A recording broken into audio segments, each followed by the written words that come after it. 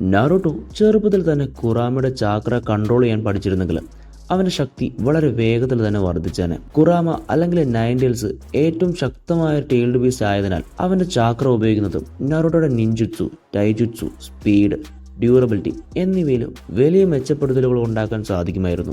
ചെറുപ്പത്തിൽ ഈ ഒരു ലെവൽ ഓഫ് കൺട്രോൾ ലഭിച്ചിരുന്നെങ്കിൽ അവന് ബാറ്റിൽസിലും സ്ട്രോങ് എനിമീസിനെ ഡിഫീറ്റ് ചെയ്യുന്നതിലും ഹ്യൂജ് അഡ്വാൻറ്റേജ് തന്നെ ഉണ്ടാകുമായിരുന്നേനെ. Healing speed, stamina, recovery powers എല്ലാം കൂടിയും കുറാമയുടെ ഫുൾ പൊട്ടൻഷ്യൽ ഹാർനസ് ചെയ്യുന്നത് നാറൂട്ടോയെ മോർ ഫോർമിഡബിൾ ഷിനോബിയായി മാറ്റുമായിരുന്നു. ഈ ഒരു ടൈം ലൈൻ അനുസരിച്ച് മുമ്പുണ്ടായിട്ടുള്ള സ്ട്രഗിൾസ് ഒക്കെ ചാക്ര കൺട്രോൾ ഇല്ലാത്ത പ്രോബ്ലംസ് എളുപ്പത്തിൽ അവോയ്ഡ് ചെയ്യാനും റസക്കാൻ പോലുള്ള അഡ്വാൻസ് ടെക്നിക്ക് എഫക്റ്റീവ്ലി യൂസ് ചെയ്യാനും അവന് കഴിയുമായിരുന്നു. എസെൻഷ്യലി ഏർലി കുറാമ കൺട്രോൾ നാറൂട്ടോയെ കൊനോഹ ഹിസ്റ്ററിയിലെ ടോപ്പ് ടയർ സ്ട്രോങ്ങസ്റ്റ് ഷിനോബിയാക്കി മാറ്റുമായിരുന്നു.